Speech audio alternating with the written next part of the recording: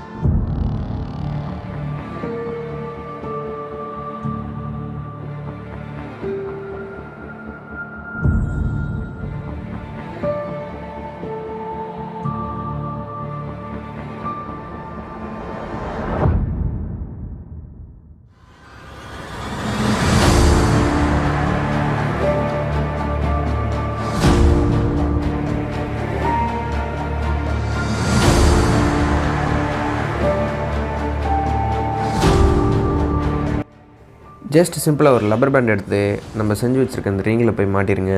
அதுக்கப்புறம் அதுக்கு மேலே ஒரு பிளாஸ்டிக் பேக் எடுத்து மாட்டணும். இந்த பிளாஸ்டிக் பேக் மாட்டிட்ட பிறகு